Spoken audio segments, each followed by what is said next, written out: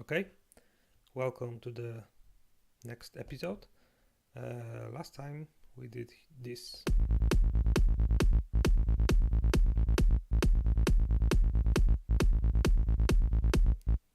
It's already pretty nice, but obviously we can make it better.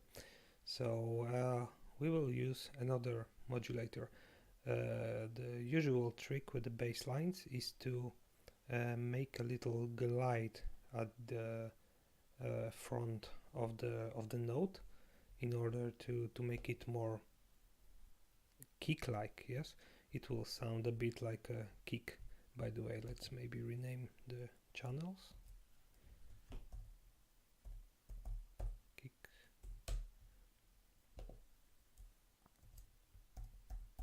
Bassline. Okay, and for that glide, for that initial glide, we will add another modulator. We will use envelope ADSR. Yeah, looks like a normal ADSR envelope. For now, let's make it again very snappy. Let's disable polyphony because obviously we don't want that for bass. And let's maybe play the bass alone.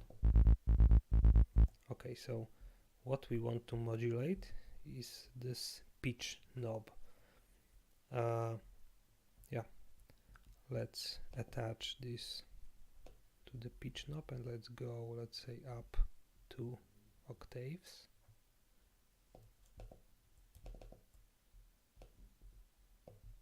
We can insert this here to be more precise. Okay, let's hear this.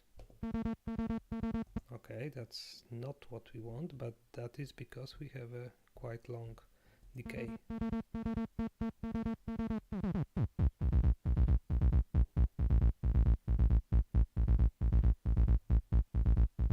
So let's hear the difference.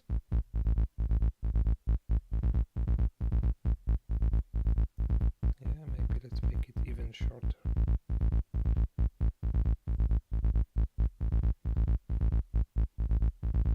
Yeah, very nice. Okay.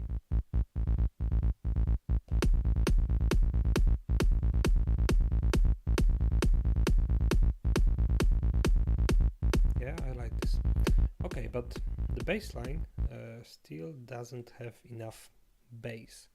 So what we are going to do is put the polysynth into a group, and yeah, this is a container. It's called instrument layer.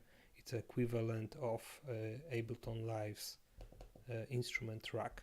So basically we can have many layers of different instruments. So we have polysynth. Let's rename that to bass, and let's add another one which we will call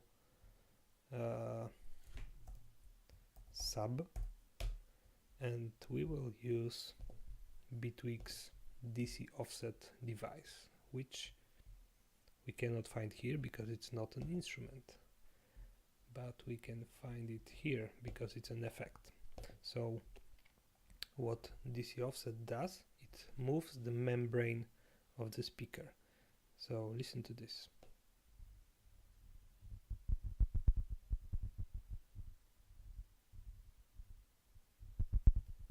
If I move it very slowly, you hear nothing, but if I'm increasing the speed of movement, it starts to make a sound.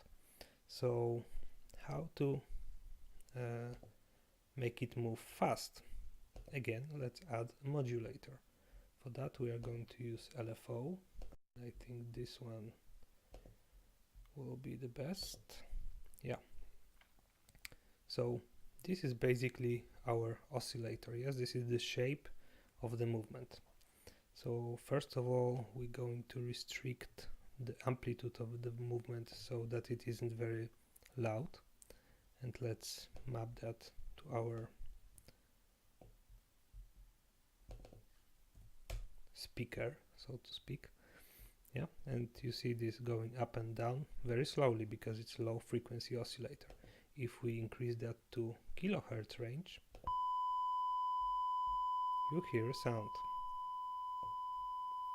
But yeah, we want it to follow the notes of our bass line, so we have to change that to pitch.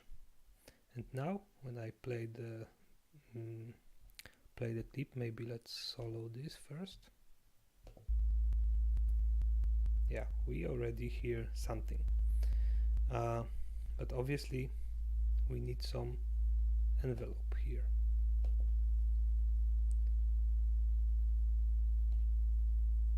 Why doesn't it stop? Well, anyway, because it's an LFO and it's continuous and it's triggered by note.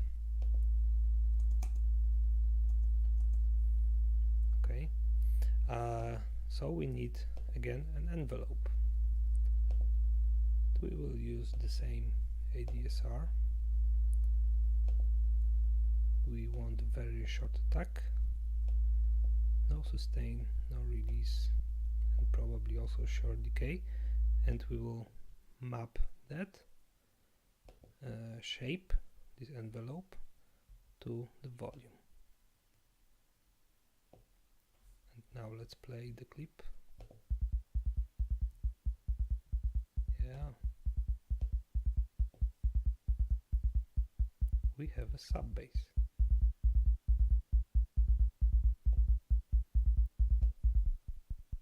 We can, make it an octave below, but it's barely audible.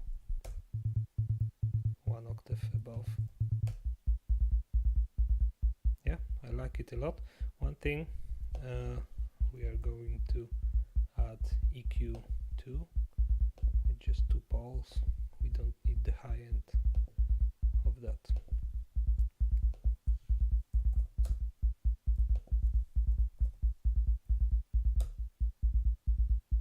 Yeah, that's very nice. Without this,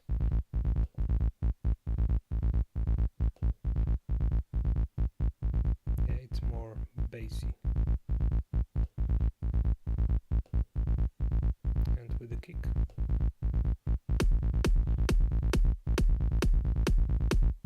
Okay, let's wrap it up for this episode.